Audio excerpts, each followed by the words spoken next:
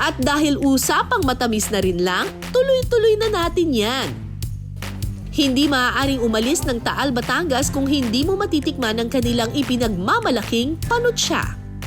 Isa sa mga ipinagmamalaking produkto ng Barangay Siiran dito sa Taal, Batangas, ang matamis na panutsa.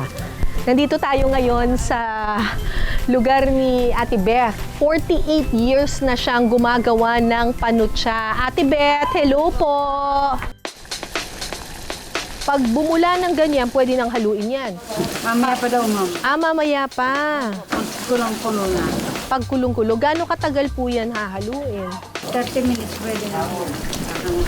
30 minutes hahanguin na siya. Paano mo malalaman kung luto na? Malapit na po siya. Pag malapot na. Pag matigas ng ihalo, ganon? Hindi naman kami kasi po. kailangan- Kalkulado na po namin ng pagluto. Mga ilang minutes lang. Yun po yung mga 10 minutes na lang yun. 10 minutes na lang. Pasubok ako hindi naman pala maano.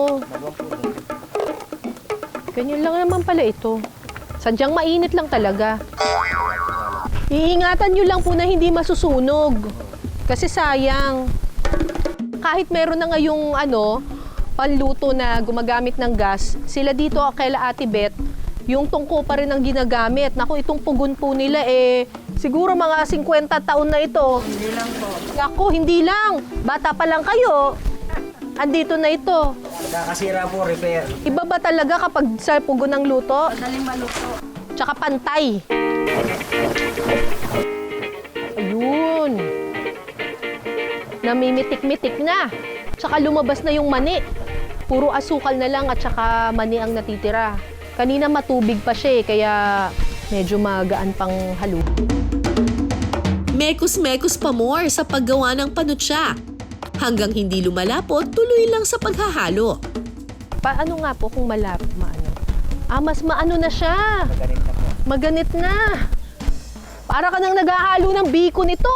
Teka kuya, baka yung panutsa. Kailangan talaga ganun Ang problema, baka tumalsik. Kaya kailangan tansyado yung paghahalo. Ayan na! Tapos ano nang gagawin? Hindi kayo Ate Betes. Ganyan. Tapos,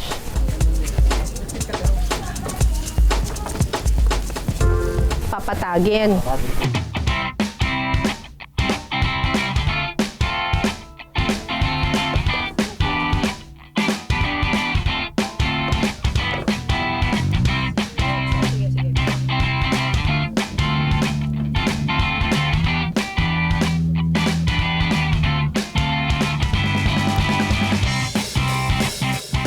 Ang mga nahulmang panutsa, palalamigin lang ng kaunti. Kapag tumigas na ito, pwede na itong ibalot.